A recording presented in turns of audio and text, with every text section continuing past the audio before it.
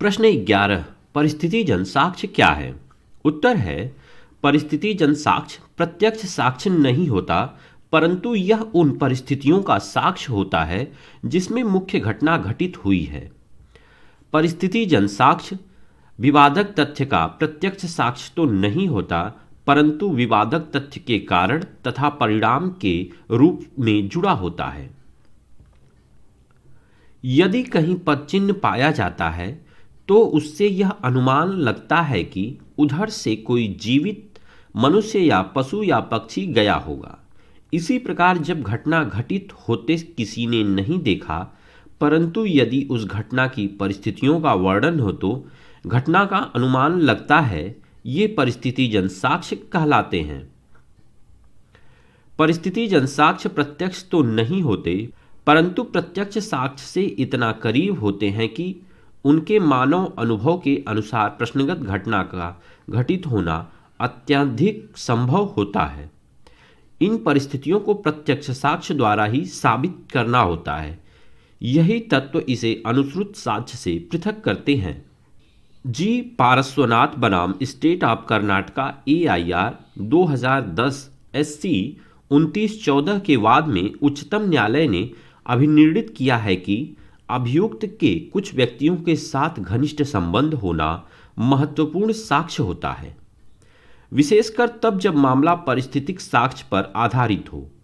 उन सब के बीच टेलीफोन पर बातचीत होना महत्वपूर्ण साक्ष्य माना गया है।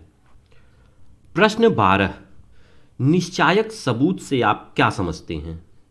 उत्तर है साक्ष्य अधिनियम की धारा 4 में निश्चयात्मक सबूत शब्दावली का प्रयोग किया गया है। निश्चयात्मक सबूत का तात्पर्य यह है कि न्यायालय किसी ऐसे साक्ष्य को पेश किए जाने पर जो किसी अन्य तथ्य का निश्चयात्मक सबूत घोषित किया गया है, किसी अन्य साक्ष्य की मांग नहीं करेगी तथा उसे पेश किए गए साक्ष्य के प्रश्नगत तथ्य के संदर्भ में निश्चयात्मक मान लेगी। कहने का तात्पर्य यह है कि यदि किसी विधिक निर्णय या आज्ञप्ति या आदेश में किसी व्यक्ति के विधिक चरित्र को निश्चयात्मक सबूत घोषित किया गया है, तो उस निर्णय आदि को पेश किए जाने पर उस व्यक्ति के विधिक चरित्र के बारे में किया गया निर्णय स्वीकार कर लेने के अतिरिक्त न्यायालय के पास अन्य विकल्प नहीं है। न्यायालय पक्षकारों से इस विधिक चरित्र को साबित करने हेतु अतिरिक्त साक्ष्य पेश करने का आग्रह नहीं कर सकती है।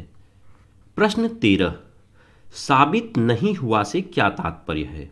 उत्तर जब वाद या कार्रवाई के पक्षकार किसी विवादित तथ्य को ना तो साबित कर पाते हैं और ना ही नासाबित या असिद्ध कर पाते हैं, तो यह कहा जाता है कि वह तथ्य साबित नहीं हुआ।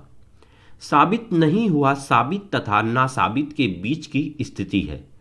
दूसरे शब्दों में, यदि न्यायालय के समक्ष किसी मामले में किसी विवादित तथ्य को साबित करने हेतु प्रस्तुत किए गए तथ्य उस तथ्य को साबित करने हेतु पर्याप्त नहीं होते तथा दूसरे पक्षकार द्वारा उस विवादक तथ्य को ना साबित करने हेतु पेश किए गए तथ्य भी पर्याप्त नहीं होते, तो यह कहा जाएगा कि वह तथ्य साबित नहीं हुआ। प्रश्न 14 उपधारणा कर सकेगा और उपधारणा करेगा की व्याख्या कीजिए। उत्तर साक्ष्य अधिनियम की धारा 4 उपधारणा कर सकेगा, उपधारणा करेगा तथा निश्चयात्मक सबूत शब्दावली की परिभाषा देती है। उपधारणा कर सकेगा साक्ष्य अधिनियम की धारा 4 के अनुसार जहां कहीं इस अधिनियम द्वारा उपबंधित है कि न्यायालय किसी तथ्य की उपधारणा कर सकेगा, वहां न्यायालय या तो ऐसे तथ्य को साबित हुआ मान सकेगा यदि और जब तक वह नासाबित नहीं किया जाता है या उसके सबूत की मांग कर सकेगा। उपधारणा करेगा का तात्पर्य यह है कि न्यायालय किसी तथ्य को प्रमाणित या साबित हुआ उपधारित या अनुमानित करेगा जब तक वह तथ्य असिद्ध न कर दिया जाए, अर्थात उसका खंडन ना हो जाए। प्रश्न 15 स्वीकृति से आप क्या समझते हैं? उत्तर भारतीय साक्ष्य अधिनियम की धारा 17 की परिभाषा देती है। इसके अनुसार स्वीकृति वह मौखिक या दस्तावेजी या इलेक्ट्रॉनिक रूप में अंतर्विष्ट कथन है जो किसी विवादक तथ्य या सुसंगत तथ्य के बारे में कोई अनुमान इंगित करता है और जो ऐसे व्यक्तियों में से किसी के द्वारा और ऐसी परिस्थितियों में किया गया है जो धारा 18, 19 और 20 में वर्णित है।